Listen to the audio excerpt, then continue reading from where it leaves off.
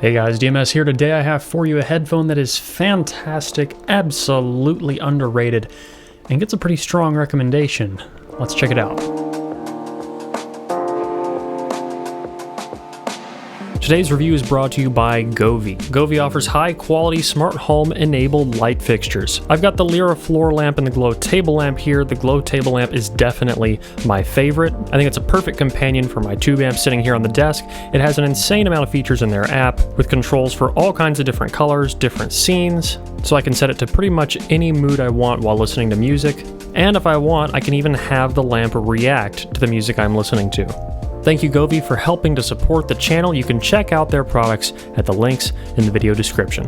Let's make this much better. We got our blue and orange. Isn't that cinematic? Now, you might be surprised to hear the headphone I'm talking about today is actually the Aeon Open X. This is the collaboration between Dan Clark Audio and Drop to make an open version of the Aeon, which there already is an open Aeon out there. This one's a little bit different. I didn't have super high expectations for this, but I thought it might be decent given how much I liked the Aeon Noirs and Aeon 2 Closed. I still own the Aeon Noirs, by the way. That's probably one of my top recommendations for a headphone under $1,000, and definitely my top recommendation so far for a closeback. But with that said, I have the Aeon Closed X in as well. I'm going to be doing a video in the near future comparing the Aeon Closed X with the Aeon Noir, so make sure you stick around and subscribe. You don't want to miss that one. It's really surprising. But we're not talking about that today. Today we're talking about this one, the Open X. So what does this headphone have? Is it worth getting? What makes it special? Well, I think the best place to start, as always, is build. This is built a lot like the Aeon Noir and Aeon 2 Closed, with the exception that this hinge mechanism doesn't actually fold up. The headphones are not going to be compressible for travel. This is the size that they are, but the benefit of this design being a single piece here is that the headphone is actually slightly lighter. Like the Aeon Noir, you can adjust it with the sliding mechanism on either side, and if you were to tighten this Phillips head screw, you can not quite, but basically lock it in place. The pads have a large inner diameter. I love the shape. They're actually ear-shaped headphones. What a novel concept, I know. The pads are wide, deep, spacious, and comfortable. Though they do vary just a little bit in shape, I found, from pair to pair. These use high-rose connectors. The cable that comes with them is okay, but if you get a pair and you really think it's going to be your end-game headphone, it doesn't hurt to spring for a nicer feeling cable if you're into that kind of thing. I just like the feel and look of a nicer cable, something that clicks in and is really satisfying. So I actually have a cable coming in from Skedra. I'll probably show that off whenever I do the video of the closed back version. I don't have any build concerns about the stock cable though. It just doesn't feel nearly as nice as something that is braided. Inside the ear cups there is a set of filters you can use. Now this comes with a white single notch filter installed. You could take that out, or you could put in two other filters of varying densities to change the tuning of this headphone. Now, I most preferred it with the default insert, which is the white single notch, though there are more things to be said about that later when we talk about sound. As far as comfort is concerned, this is one of the most comfortable headphones on the planet. It just is. The Open X, this one, the Closed X, and the Aeon Noir are just some of the most comfortable headphones. Very few things come close to them in terms of comfort. They're just they're light, they're very well distributed, and it's like when they were testing it, they actually thought about what a human head is shaped like. So comfort, absolutely brilliant. These are going near the top of my list. And I guess with that said, we should talk about sound, but first we're going to do objective and then subjective. So this has pretty good bass extension, it goes pretty deep, though we do have some elevation in the bass and low mids. It makes this headphone very warm. And when I say very warm, I do mean it is actually a very warm headphone. Warm like the 6XX, but with better sub and treble extension. This does have a bit of a recess around 1.2K and then around like 2.5 to 3K. The recess from 2.5 to 3 kilohertz is definitely something that you can hear just a little bit. It does make the treble sound a little bit darker in that sort of low treble upper mid-range area, which can be harsh in a lot of headphones. The only dip that I'm actually really thankful for on this specific headphone is at 1.2 kilohertz. I feel like there's a lot of headphones that sort of bump up in the 1 to 1.5K region, and that's always something that ends up sounding harsh, so I would take the dip over a peak. Now the rest of the treble on this is very smooth. There's a few recesses as we go throughout it, but overall it's just slightly darker leaning treble. Not as dark as the 6XX or the HD600, but a bit more clean because we don't have as much energy at 3 kilohertz like you do on the 600 or the 650. In my opinion, if I were to make some bold comparisons here, I would say that the Aeon Open X is a Planar HD650. As crazy as that sounds, and I really do mean that. But there are some things in the subjective world of sound that people may or may not like. I personally do like, but we might as well talk about it. So let's go from objective into subjective sound.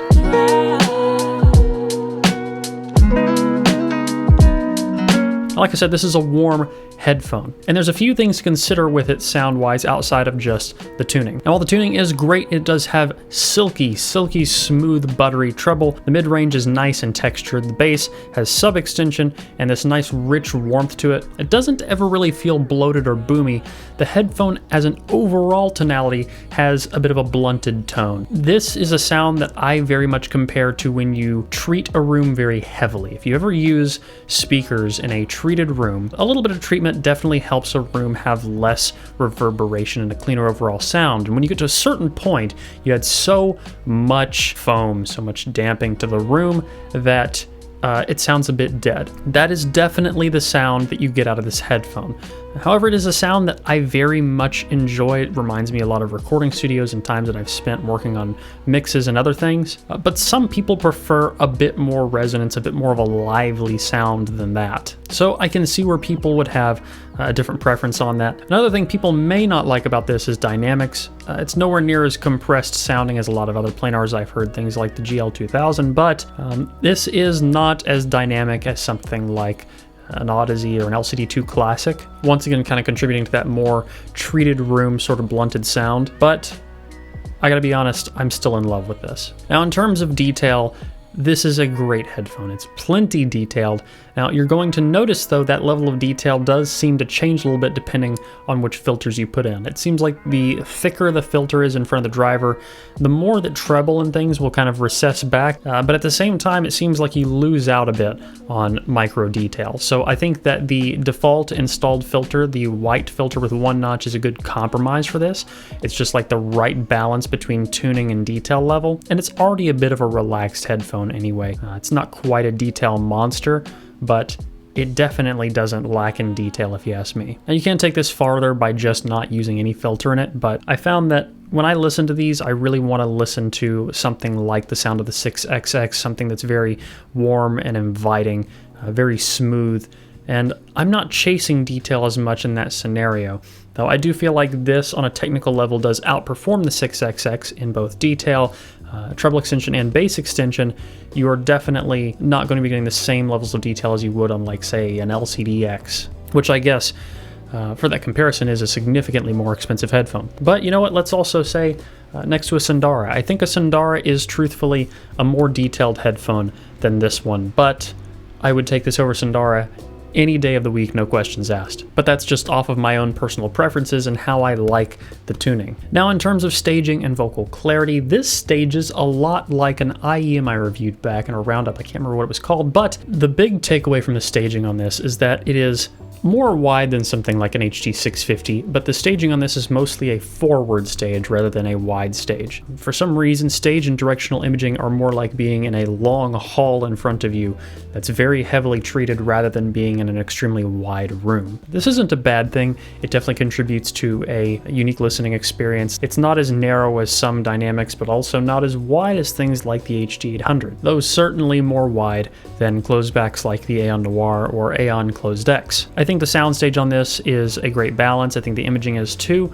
I wouldn't be worried about either one. And last but not least, we should talk about amp pairing before I go to my conclusions. This does not take a ton of power. It is a planar, it is low impedance. As long as you have a decent amplifier, you should get the job done just fine. So something like an Lamp 2, Element 2, or any of the topping amps that I've reviewed recently power it just fine on medium gain without having to get too high up on the knob. Something like a Fulla is not going to quite power this very well, but pretty much any desktop amplifier receiving wall power is going to get the job done. I don't think that you need to run it balanced really. You could if you wanted to, but I think that this is a headphone that is just efficient enough as a planar. You could run it single-ended all day long and be happy with it. So, conclusion time, Aeon Open X. I think it's obvious. I like this headphone a lot. It's warm, it's smooth, it sounds like a treated studio, and I really like that sort of blunted, very dry sound. Plenty of detail. I honestly think that this is replacing my recommendation for the Focal LX, and it's going to be one of my go-tos for recommendation in its price category. Now, like I said, I'm also going to be reviewing the Closed X, which has some really interesting tricks up its sleeve. We'll circle back around to that pretty soon in the near future, so like I said, make sure you're subscribed. You don't want to miss it. It's going to be really cool. But yeah, Aeon Open X, if you want a warm headphone, absolutely. Very strong recommendation. I know that I'm going to be using it a lot, and I don't plan on parting with it anytime in the near future. I just need to spend less time using it so I can review some other headphones. Now that is a bit of a struggle. So that's going to wrap this video up, guys. If you liked it, please leave a like down below, a comment letting me know what you want to see in the future. If you want to get active in the community, you can at forum.hifiguides.com. As always, don't forget to stick around, subscribe for more videos like this in the future. Until the next one, guys. Peace.